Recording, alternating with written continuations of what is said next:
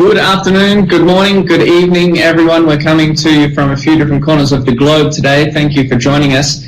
My name is Alex Parkinson. I am the co-leader of the Communications Institute at the Conference Board and also principal of Parky Communications. I am coming to you from the Big Easy in New Orleans. So I've got a special treat and a Sazerac waiting for me when we finish this. But we also have a couple of other speakers joining us today, one from the UK, Emma Monks, I'll introduce you in a second, and Joel Schwartzberg and Carrie Altieri, both in our studio in New York. But first, before we get into a few things, I just want to give a quick introduction and a little housekeeping. Today is a conference keynotes webcast from the Conference Board called Corporate Communications and Business Strategy, How to Influence and Inspire. And what we're doing today is we're sharing some of the insights from some of the most impactful presentations at our Corporate Communications Conference in June. So if you weren't able to join then, you're lucky you're getting an exclusive on some of those presentations today. Before we do get started into the content side, before we introduce everyone, I just want to point out that there are CPE credits available for this webcast. You can earn those by staying on for the duration of the webcast for 60 minutes. You'll also see a couple of pop-ups along the way, which you'll just click OK to, and then once you get through those, you'll get those credits at the end. To download the slides, we have one slide presentation today from Emma, so to download those at the end, you'll see on the slide pod that there is a download button there, and you can get those. You can ask questions to our presenters as they come up. The bottom left corner of your screen, you'll see a question and comment pod. Please feel free to type those questions in as they come to you today. We will try to weave them into the conversation as we go, but we do have time at the end as well for Q&A with the audience, so we'll be sure to address them then, but please ask them as they come to you. Our speakers today, as I mentioned before, so first of all, joining us from New York in the studio is Joel Schwartzberg. Joel is the Senior Director of Strategic and Executive Communications for the ASPCA and the author of Get to the Point, Sharpen Your Message and Make Your Words Matter. Joel, say hi for us. Hello, thank you, Alex, and thank you to the audience. Thank you for being here, Joel. We also have Emma Monks coming to us from the UK. Emma is VP of Crisis Intelligence at CRISP. She's a specialist in social media safety, harmful content, and crisis monitoring with over 20 years' experience in the industry. Hi, Emma. Hi, really great to be here, and hello from not so sunny UK. And finally, Carrie Altieri leads Global Workforce Communications Programs at IBM in New York as Vice President of Communications for People and Culture. She's responsible for managing brand reputation, PR, and social media on workforce issues. And Carrie is with Joel in the studio. Hi, Carrie. Hello, and good afternoon from sunny New York. Sunny New York, sunny New Orleans, and cold UK. So I'm going to get started with a few questions for Joel. We're going to hear from each of our speakers for 10 or 15 minutes or so, and then, as I said, at the end we'll have a Q&A portion where we'll field some of your questions. But first of all, Joel, let's start with you. Your presentation at the conference, look, I won't lie to you, there are rumblings that this presentation was significant. There are certain people on this panel who are nervous about going after you again and were upset about going after you at the conference because you make such a great argument for how to make a point. So let me ask you, first of all, why is it important to be talking about making a point, Joel? Thank you, Alex, and thanks for this opportunity.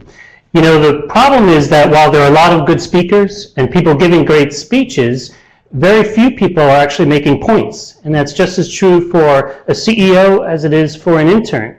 And the reason for this is people are confused as to what a point really is. They're confusing a point for a title, a theme, a notion, an idea, sometimes a catchphrase. And the truth is, if you don't know what a point is, then you're pointless. And that leads to rambling, which leads to epic fail. A point is really an argument. It's something you're proposing that you can make a case for, provide evidence for, be it data or storytelling or examples. And it's something you want to really spend some time explaining and proving. So for example, if we were talking about panel discussions, and I said my point was about panel discussions, I'm really not making a case about what's the significance of panel discussions. What's the impact of panel discussions? Why should we have panel discussions? All I'm giving you is a title. So a point is really something where you're communicating immediately what is the impact to what I'm suggesting, and what is the ultimate goal, the highest goal that I hope to affect by virtue of my communication. Okay, so I can understand people perhaps being a little bit uncertain as to whether or not they have a point. How do you advise people to determine whether they have one or not? Well, what I wanted was a very simple test that people could use to be able to plug in what they think is their point, and what would come out is basically a green or red light, pass, fail. It either is you're on your way to a point, or you need to rethink and reimagine your idea. And I call it the I believe that test. And this is something I shared in my presentation and something I shared in my book. And it's very simple. Basically, take what you think is your point, your big idea, your key message, as they say in PR. Now put the words I believe that in front of that idea. And here's the test. If you have a complete sentence at that point, not a partial sentence, not a fragment, if it would impress your 4th grade language arts teacher, then you're on your way to making a point. But if that is not a complete sentence, then you need to reimagine it. So for example, if we take the case of social media, you can't say, making a complete sentence, I believe that social media. You can't even say that I believe that the power of social media. I believe that the importance of social media. I believe that the social media audience. You see how none of those are actually complete sentences? You're not making a complete sentence, and thus you're not on the way to making a true point until you say something like, I believe that through social media, we'll reach our key audience of millennials. Boom. Right there, we know exactly not only what you're speaking about and your topic, but the argument you're going to make and what we will take away from it that'll bring value to the things we're most responsible for. Mm-hmm. Okay, so if we know that we have a point, we know we've been able to determine that we do. What tips do you have for those people who are at that point and now delivering it? They might be in a presentation, or they might be like me sitting here moderating thinking, oh boy, I am not getting to my point. How do I deliver it better to an audience? Right. Well, the first thing to realize, Alex, is that we know that more is less. Or we know that less is more, because we were taught that, or at least good writers are taught that. What we need to realize is the opposite of that, that more is less. When we add ideas to our point, we're actually diluting the impact of that point. So if I were to say to you, this idea is meaningful, it's successful, it's impactful, it's efficient, it's effervescent, it's effective, you can already tell that you're forgetting some of those describers. And even if you could read back to me all those adjectives, you would not know which one was most important. What happens when you add all these ideas into one point is they're fighting each other for the audience's attention. And in doing so, they're diluting the impact from each other. So best is to go with one key point, at least at a time. That way it's not fighting with anything, and it can make the clearest impact on your audience. I sometimes say that if you have a lot of ideas, your audience will remember really none of them. If you have a few, they'll remember some. If you have one, they'll remember all. And so try to keep it short to this one big idea. If I looked at you and I said, this approach will make us more efficient, that's something you will remember. It's easy to take in because our audiences have a short attention span and shorter than what you have as a communicator. So give them something simple. Then they could take away the main idea, they could process it, they could apply it, they could digest it, and really use it and use it toward the projects that they have to make those projects more impactful. Great. You've spoken before about the difference between performing and presenting. Can you talk to us about that a little bit? What do you mean by that, and why is that important in this discussion? Right. It's important to know that you're presenting an idea and not putting out a performance for a number of reasons. The first of which is when you are presenting, your job is not to have people remember you, how funny you are, how interesting you are, how charismatic you are. And people sometimes ascribe that to a great public speaker. Oh, she was hysterical. Or he was so smart. But what good does that do unless the sole goal was to have that public speaker get more public speaking gigs? Really, that public speaker had a message. And you're a delivery person. You're not unlike someone in the streets of New York City with a backpack and delivering a package. So a presenter presents that message. And if the presenter effectively moves that message from his or her mind to the audience, that's success. But if that presenter does not do that, even if that presenter is remembered as interesting, fascinating, talented, it's a complete fail because the object, the goal, is to move that message. The other interesting thing about performance versus presentation is when people are nervous about public speaking, they're nervous about all the attention being placed on themselves as if they're giving a performance. A juggler is performing. A comedian is performing. A beauty pageant contestant is performing. It's about them. But when you're presenting, it's not about you, how white your teeth are, how dirty your shirt is. It's about this other thing, your point, and your ability to move it from point A to point B. And Alex, one great thing about that mindset is it removes a lot of the fear. When you know it's not about you, and the attention is not about you, and there's no shame, it's all about this very blue-collar job, moving this point. It actually mitigates a lot of public speaking intimidation. That's interesting. Do you, I mean, if you're sort of in a presentation mode, and obviously the PowerPoint has been around for a long time, there are other presentation tools as well. Do you recommend something like PowerPoint or slides to get your point across, or you know, does the idea of getting your point across and having a point apply to other forms of communication as well? Sure, let's talk about PowerPoint in particular. You know, PowerPoint is not bad or good, but it can be used well or poorly. And PowerPoint is powerful and effective in one very particular way that I almost never hear about, and that is that many people in your audience, myself included, so I know what I'm talking about, are visual learners.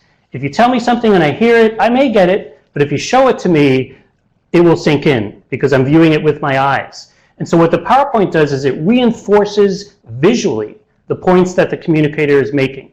So that's important. But know that the communicator, the public speaker, is Batman. The PowerPoint is Robin.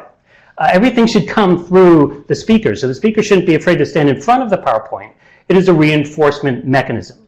Now, because it is a reinforcement mechanism, you don't want complete sentences on your PowerPoint. You want things in bullets. You want them boiled down to the smallest possible version. You never want to hear someone say, and we hear this all the time, right? Oh, well, you probably can't see this chart, but what it's basically saying is, what's the point of that? So make sure your PowerPoint is working for you. It's reinforcing the points that you're making in the smallest and most efficient way possible. Yeah. And is PowerPoint still, in your opinion, one of the best tools to do that in a presentation? I think it's useful. You know, there are a lot of other whiz-bang tools out there, but we don't really need the whiz-bang. We don't really need the lights and the sounds and the animation so much. Like I said, understand what it's used for. It's not to distract. We don't need pretty pictures, really, in a PowerPoint. From my point of view, the PowerPoint's purpose is to reinforce your point. So if they don't hear me, they're going to see it reinforced on the screen. So if there's a lot of text on there, you may think, oh, this is great, because I have 30 points on this page. Fantastic. Well, you know what? Your audience is going to get none of them because they're too small and there are too many words. So boil that down to 6 words, then you're doing what the PowerPoint is supposed to do, reinforcing and really making you more successful through support. Mm-hmm. And what about other communications tools? If you're not presenting, something like email, does your point, pun the pun, and don't even think it's a pun, but anyway, does your point still apply for something like email or written communications? Absolutely, Alex. In fact, the interesting thing about talking about points versus talking about speeches is when we think about speeches, what do we think? We think about someone on a stage speaking to 50 to 5,000 people. Well, how many people really do that? But everybody makes points. You're making points to your colleagues, your boss, your direct reports, your mother-in-law. So we need to be successful in our ability to make those points so it has the impact we need. And one of the places we lose that focus is in email. Now, for example, if you have a fantastic idea that you want to share with your colleagues through email, and it's in the middle of a thread that was started 2 days ago, and the thread started with a subject line like Wednesday, do you really want your brilliant idea, your transformative idea, to have a subject line that says Wednesday? So this is the idea. What we want to do is recognize that we want to use email like we use PowerPoint, like we use our speeches, to focus on our point. It starts at the subject line. How do I get across what I'm proposing and the impact of it? Then it moves into the main area of the email, using bullets instead of paragraphs, making clear the impact you intend to have, making clear the points you want to make. It is not unlike a PowerPoint. You want to have it as few words. Basically, you want to say the most you can say in the fewest words possible. That's the challenge. And sometimes that takes a bit of work, because like I said, it's not just about cutting words. It's about recognizing what that ultimate point is and then working your way down to it. Interesting stuff.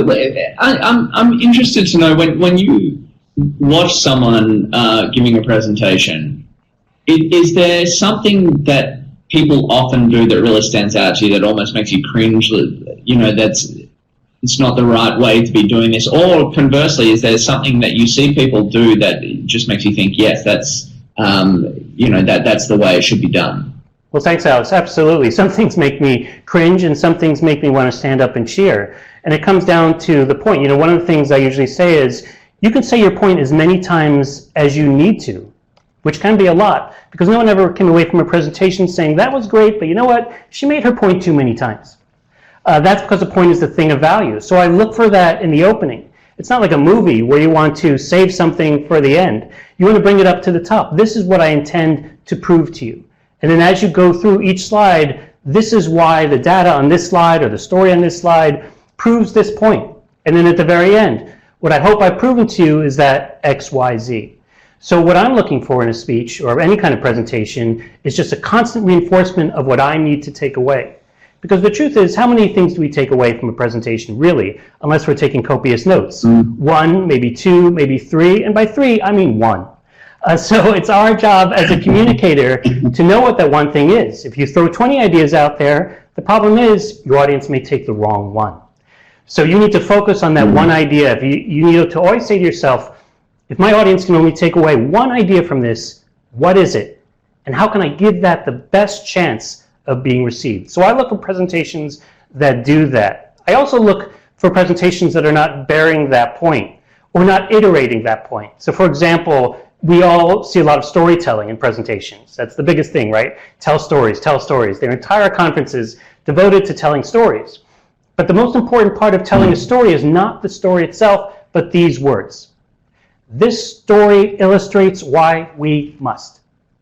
This story is an example of why we should. See, because there's the point. The story is just a tool through which we make our point. So I cringe when I hear a fantastic story that's very enlightening, very entertaining, but then the speaker doesn't do his or her job by reinforcing to me why that story is relevant. And that's true for every element of a presentation, whether it's a slide, a story, a piece of data, not just putting it out there, but then just telling me, don't put that burden on your audience to make relevance of it. It's your job as a communicator to explicitly convey that relevance. Here is why this is important. Yeah. Very, very interesting stuff. If there's one thing that our audience should take away from this, Joel, I think it's that they need to make one point clear for their audience to take away. Get to the point. Get to the point. Get to the point. Okay, wonderful. Thank you for that. We'll come back around with some questions at the end. But now I want to turn to Emma Monk over there in the UK. Emma, hi. Thank you for joining us. Thank you for being patient with us. We're going to talk a little bit about fake news and misinformation with you. This is something that has proliferated in the past few years, but it's always been around. It's really just in the forefront lately. Can you just reset us for a second, Emma, and give us an understanding of the history of fake news and misinformation and sort of where we are now, how we've gotten to this point? Yeah, but I think if you listen to the news anywhere, whether it's online or offline, you would think that fake news suddenly happened with social media or media in general, and that's actually not the case at all. It is as old as the hills. So the history of it, well, the first recorded fake news was actually in the Roman Empire. So Julius Caesar was killed.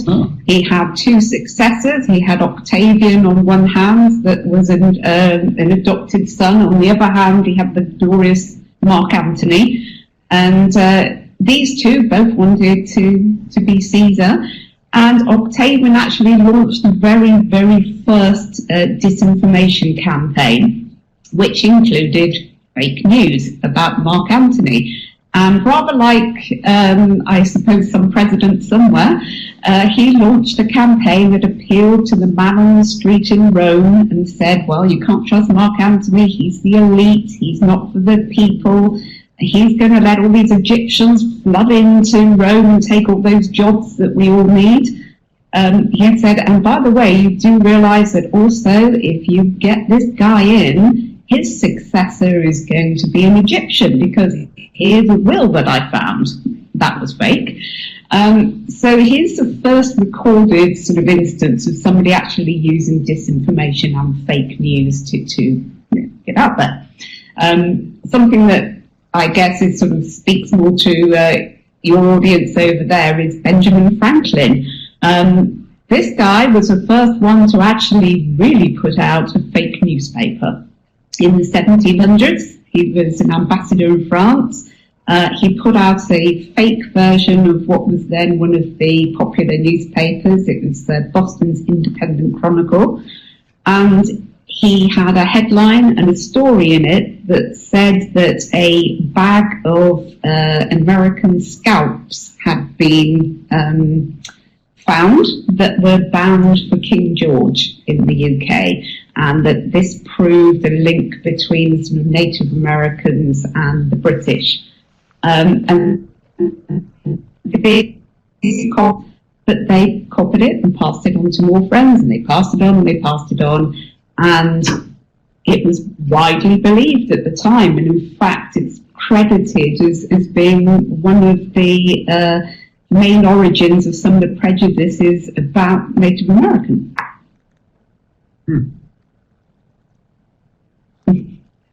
So, yeah, fake news is not new news, I guess is the point there.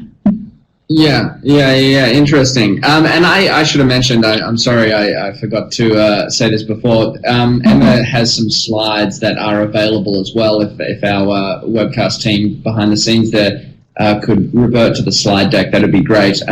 We are going to be going back and forth with a few questions here, and Emma might refer to some of these slides, but we won't necessarily be matching up with them.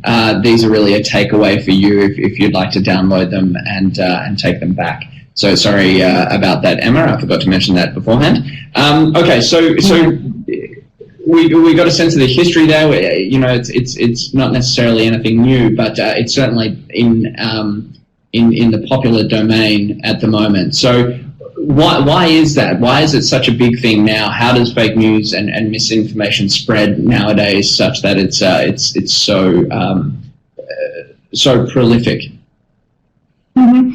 Well, I think thanks to I suppose I think it was Hillary Clinton who came up with the phrase in 2016, but a whole lot of concepts have been wrapped into this very simplistic term of fake news.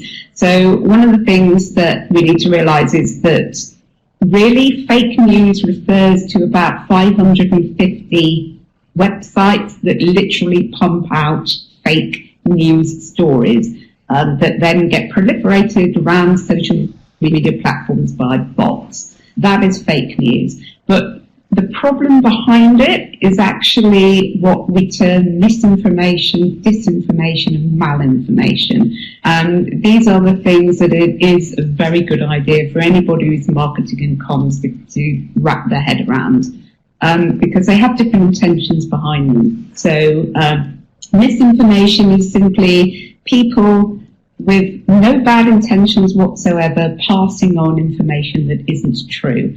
It could be because they've made a false connection, or it could be the content's a bit misleading, but there isn't actually any harm behind it. Disinformation, which is what we see probably the most of online in political sphere against brands and corporations, this is the more harmful content, and that can be completely false. It can be things that imposter content. So, we see that a lot with brands. We see fake social media accounts that are set up mimicking big brands that are putting out quite damaging information. That's something that is quite prevalent and getting worse. It could be manipulated content. Lots of people have now heard of the term deep fakes. That is manipulated content, whether it's image, video, or audio. That is sort of a meeting of the false and the harmful. On the other side of the scale, we have malinformation. That is normally true, or it's not based on any facts, and it is completely harmful. So disinformation is this sort of toxic meeting of the false and the harmful. And these days it all gets wrapped up in this term fake news, which is not a very helpful term to use, because really it's only of interest to the politicians of this world. When we're talking about brand protection, it's disinformation that is the thing you need to be worried about and really learn about. Okay, so let's dive into that a little bit more. You mentioned there when we're talking about brands and communications. So can you talk a little bit more about the problem of disinformation to the business world and to communicators and brands, and how it can affect them? So unfortunately, it is the case that social media allows the spread of information extremely quickly, as we know. Information goes around the globe in a matter of hours, sometimes in a matter of minutes, whether that information is true or not. Social media also allows citizen journalism. People tend to believe people like them, so when it comes to citizen journalism and people reporting things on the internet, it's quite often believed. However, what's being reported is not necessarily true. In fact, it's quite often not true. And that might not be because of bad intentions. It might just simply be that somebody's opinion is just based on lack of knowledge, but it's that opinion that becomes accepted.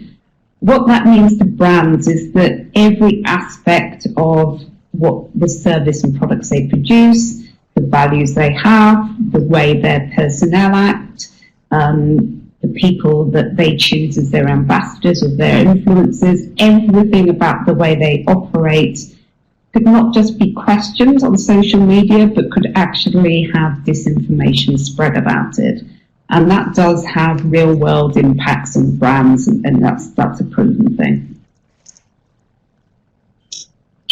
People have to worry about is that it's very quick spread. Right. Why does it spread so much quicker on social media? What is it about it?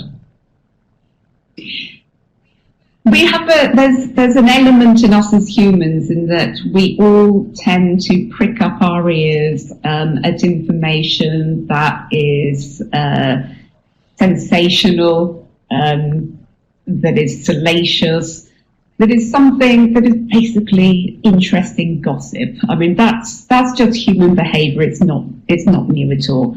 I suppose the thing about social media is that we see much more of this sort of sensational and salacious gossip, and we have the means to spread it to many more people very quickly. Before social media, we'd sort of mostly operate in closed networks. So, people that we knew would be our family, our friends, our work colleagues, and the people that we interacted with on a daily basis in the places that we were. Now we have open networks, so we're interacting with people all over the globe, mostly that we've never met, we don't know in any way at all, but we can spread ideas and information to them immediately. And the more interesting that information is, and I do use that word deliberately because interesting doesn't necessarily mean true. In fact, usually the more interesting something is, probably the less true it is. Right. We have access to that information, we can spread it very quickly. Yeah, fair enough. Okay, so let's talk about responses and how companies can mitigate the risks presented by or disinformation. Do you have any tips that you can give to companies who are facing this issue? Yeah, I mean, so I think some of the key things for brands to remember is, well, first of all, that if an unpleasant piece of disinformation takes hold, it can actually have impact on their sales and on their share price. And we've seen some catastrophic losses from brands that have had disinformation campaigns against them. So that's the stakes. If you don't do something, you can suffer a very, very real world crash in your share price, very real world loss of sales. So it isn't just chip paper, as we say in the UK, that you're dealing with. You have to know that it can impact your brands. So what can you do about it? Well, one of the things that I always recommend is you need to treat disinformation, or you need to treat your response to disinformation almost like a marketing campaign. All too often what I see online is a campaign of disinformation. Let's say there's somebody puts it about that there's a product recall from a big brand, but it's a complete hoax. And that brand gets swamped with customers saying, where can I return this product? Give me my money back. I have heard it isn't safe. They're going into retail stores. They're, phoning up customer services. There's news articles out there that on the press that doesn't really fact check too greatly. So this brand is dealing with all of this. Quite often the response we see from the brand is a sort of a very measured, led by legal departments, statement of fact. And there'll be a statement of fact on the website, a nice long message that says we can assure our customers this isn't true, and, please don't be worried if you've bought X product, you don't need to return it, there isn't a recall, it's safe, etc., etc. And the same sort of message that does seem to be very led by legal departments will go out once or twice on social channels, and it'll almost be identical, edited down for various sort of lengths of social messaging, and that's it. But the reason why that fake news spread in the first place was because it was salacious, was because it was sensational. That's why it spread. The more it spread, the more people saw it, the more people believed it. So the first thing I think that brands need to do is think that you've got to have a really compelling counter message. Yes, the facts, but they have to be put forward in a compelling and engaging way, and not in a very sort of dull, measured, legalese way. They have to acknowledge the situation very quickly. We know from many, many consumer surveys that they expect brands to respond within an hour. But response doesn't mean to say that you have to take responsibility within an hour. One of the problems with disinformation these days is that a lot of it is sort of customer service driven. So we can see things like customers claiming that there's been some sort of unsafe inclusion in a product, and the more family orientated that is, the more scary it is. So if somebody came up with a story that there was some appalling running safety hazard with baby food, that would spread very quickly. We see stories from customers about being treated in terrible ways by companies, and then later on, after the company has acknowledged and sort of actually even said, oh, we're so sorry this happened, it's turned out it wasn't true, that the customer's completely making it up, either for monetary gain or for malicious reasons or just to gain attention. So it's important to be quick to acknowledge a situation, but not quick to take responsibility for it if you don't have the facts. Follow up later when you do have the facts. That's the very first thing you need to bear in mind. When you do follow up, be engaging, because what you're fighting is engaging. What you're fighting got people's attention. The way that you fight back has to be to get people's attention. The other thing is that one of the reasons why disinformation, fake news is believed is actually the way our brain works. The more we see something, the more our brain tells us it's true. So repetition has a huge effect on how much something is believed. So your one message, your one stated message saying this isn't true, is not going to be believed as much as the message that the consumer is seeing over and over and over again, even if it's fake. So you have to start thinking about how to get your message out often. So I say be seen to be believed. You need your message, your counter messaging to disinformation out there a lot, but you need to change how that messaging is put out there, and you need to use clever ways to make it believable. So if you have fans of your brand, think of some clever way to get your fans to pass on the counter messaging to that disinformation on your behalf. Then it's seen more often, it's more likely to be believed. So those are the core things. Be quick to acknowledge, treat it like a marketing campaign. Be repetitious, but repetitious of your message, but not how you deliver that message. And follow up the facts when you have them as well. Great. A lot to think about. Thank you for sharing that with us, Emma. Carrie, you have been sitting very patiently, and I thank you for that. I want to come over to you now to talk about sort of about your company, if they're mentioned in high-profile social media posts. It really doesn't take much for a company to land in the headlines these days, especially if you're mentioned in something on social media. So things are very delicate. On the one hand, companies are expected to be outspoken on certain social and political issues. We've seen that in a lot of research, that customers and employees and other stakeholders expect their company to take positions on issues. But on the other hand, there are significant risks to taking positions that might run counter to any level of government or leader. So how do you navigate this? How do companies navigate this dichotomy? Well, so I think it actually starts with a point that it was Emma, I think, that was touching on maybe a little bit.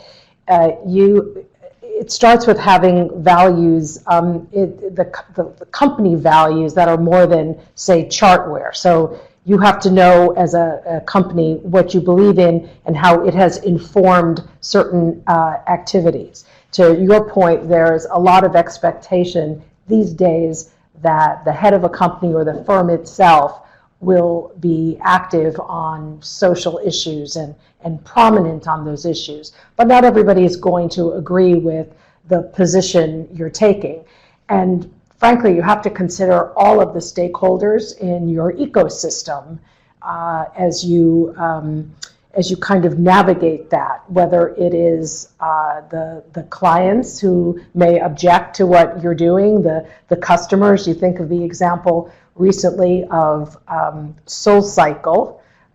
The owner there came under fire for some political donations he had made for the current administration, and I think many of the SoulCycle members were not in agreement with this position, and they sort of took some umbrage at it, umbrage over it. But I think the point is you have to decide as the organization what the principles are, because if you're sort of grabbing onto them as chartware or something inauthentic, it's not going to ring true. And the same thing is going to be kind of navigating your employees, because you're not going to throw out a position and say, well, what do you guys think? You might. It's good to co-create, but you have values, and it's okay that people disagree, as long as you give them the safe space and the room to disagree, so that it's not getting, you're never letting those arguments get ugly. Mm-hmm. Okay, so and like Emma, you advocate for companies responding if they're mentioned in high-profile social media posts. Why, in your opinion, is it so important to respond, and how quickly do companies need to do it? I mean, well, think about the points that Emma made, whether you are B2C or B2B, being the, I'll use the word victim or the subject of a high-profile social, whether it's a campaign or some misinformation that went out there. Obviously, you run the risk that it is going to spread. I think the response to something like this, it has to be measured to what was the instance that has occurred. I mean, the operative term here is high profile, and a high profile tweet or social post can come from a variety of different directions. It could be an influencer with an enormous number of followers. It could be a regulator. It could be competition. It could be somebody in government. It could be somebody who's had a really bad experience with your product, right? So you almost have to have considered in advance what would the response be, and what is your window of getting your response out there, because you do have to gather up the facts. And one way to be really prepared here is to kind of develop the muscle, anticipate it, and think through it. I read a statistic somewhere that said like 80% of the crises that brands deal with can almost be anticipated. You may know that there are some issues brewing. It might not come out exactly as you've envisioned, but you can sort of tie back to something. So you should know, well, how quickly is it going to take me to formulate a response? Who am I going to go to for subject matter expertise? What approvals do I have to have in place? And I think to the point of how much time, 2-3 hours is probably on the outside, right? Whether or not, perfect if you have the answer, but better to at least acknowledge that you've heard it and you're going to get the facts. Yeah, I'm going to stay with you, Carrie, but just to take a second to remind everyone, if they do have any questions, they can place them in the chat pod in the bottom left corner of your screen. Please start to think about those questions for any of our speakers now. But Carrie, still on you. So you were mentioning there a sort of plan to respond to these, or at least get the muscle ready to respond to something like this. Does IBM have something like that in place? And do you have any tips to anyone who is thinking about formulating such a response plan? I would say any sophisticated brand these days probably has thought through some of these issues. So in the sense of, do we have a playbook around this? I would say yes, we do. But more importantly, we've got relationships in place around the organization so that we can mobilize quickly, so that we have a sense of what do we need to do next. In terms of tips, I think being able to gather up facts that may address sort of the general issues of the moment can go a very long way, because you can find that you can repurpose some of that information very quickly when it is needed. We had a senator tweet with some misinformation recently, suggesting that our support for the U.S. military as an IT provider was less than it should be. And, we came out in no uncertain terms within a couple, 3 hours to say, get your facts straight, Senator, this is not the case. And we were able to point to some facts that would prove our case. To your point, this is all about kind of being very clear about an argument, right? How are you going to advance the argument? And the best way to do that is to have the evidence or the facts around you. And how you respond, can be very different. I think of, there are a couple that come to mind that stand out as well. Roseanne Barr had suggested, in response to some tweets she had made that were viewed as highly inflammatory and racist, she said, well, I took Ambien, and that's what led to the behavior.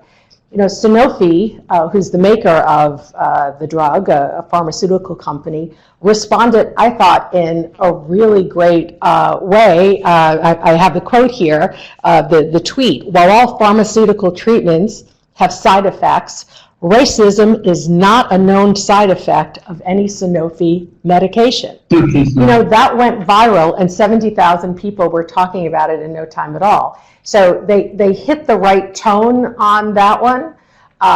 In another case, Adidas had done a large-scale mailing, and they were sort of celebrating the end of the Boston Marathon being over. You lived through the Boston Marathon.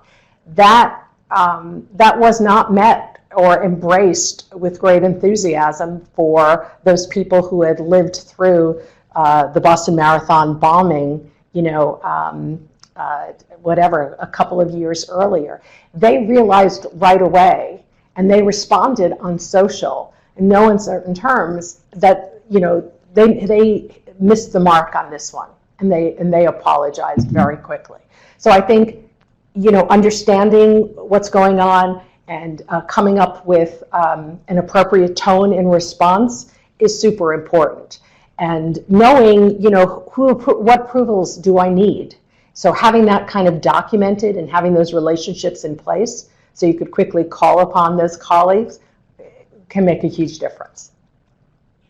Yeah, that's really helpful. Carrie, do you think we're in a sort of unique point in time with this, or is this something that is likely to continue, that companies are going to have to continue to be aware of long into the future? We are in a unique point in time. I think we can all agree about that. Do I see it stopping? No, not really. Not when social has quickly become the mechanism by which firms are communicating with not only their consumers, but actually other people within the other stakeholders within the ecosystem. I mean, a lot of employees understand what's happening with their firm through external feeds, right? So you can't forget who that your audience is out there. I mean, the one point that I would make in response to any of these things as a brand looking to respond, you need to know what is your strategic intent. Who are you talking to? What is that message that you want to get out? Because you may find that, the staid reactive message that Emma kind of was referring to, that often, firms will put on their website and, check the box. That's not going to be enough, and it will fall short for trying to advance what needs to get done. So what's the strategic intent and who are you trying to get to? Yeah, very interesting. Thank you. Any questions that come from the audience? I'll pose them, but I want to go back to Joel for a second. Joel, having heard what Emma and Carrie have said now about misinformation, fake news, about high-profile social media posts, does the proliferation of all of this change the way that people should be making their points, or is there anything that you've heard from Emma and Carrie that make you think, people need to be aware of this when they're developing and making their points? Thanks, Alex. Actually, I found that the two ideas fascinating and how they connect. I had two reactions, really. One of them was, I believe, and this is just my personal belief, that if you are lying, if your intent is to deceive, then you have disqualified yourself as a presenter. Because at that point, you are not presenting, you're polluting. And so I don't even get into the realm of, well, what's a good way to tell a lie? Well, what's a good presentational tip to deceive an audience? I don't even consider that a presentational center or area anymore. So I disqualify presenters whose intent it is to deceive. Now, one of the interesting things I thought, particularly from Carrie's examples, was that the best reaction when you are being attacked is not to attack the attacker.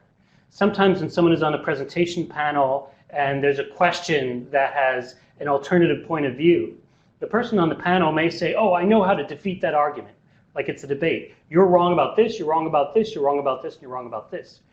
Well, at the end of that exchange, what have you done to present your points, your product, your point of view?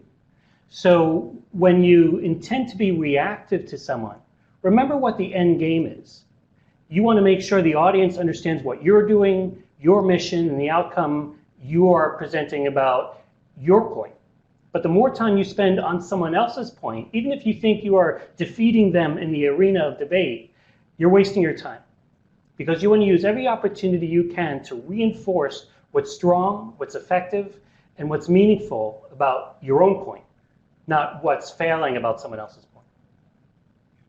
Yeah, that's really interesting. Okay, Emma, coming back to you, this idea of misinformation at companies, this is a controversial question, but can companies use misinformation positively?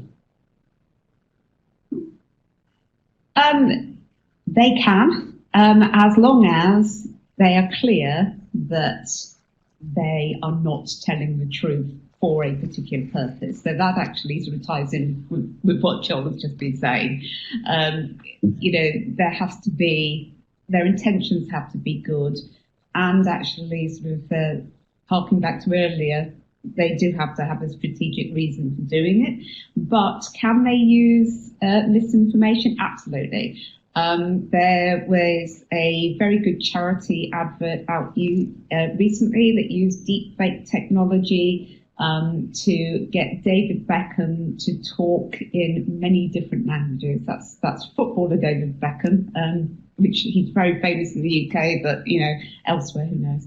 They used deepfake technology, so he started talking in about 10 different languages from around the world, delivering the same message very seamlessly. It was as though he was doing it. His voice, his face was moving in the right times, but it was very clear that that was deepfake technology being used to make a point about people around the world. I believe it was a blind.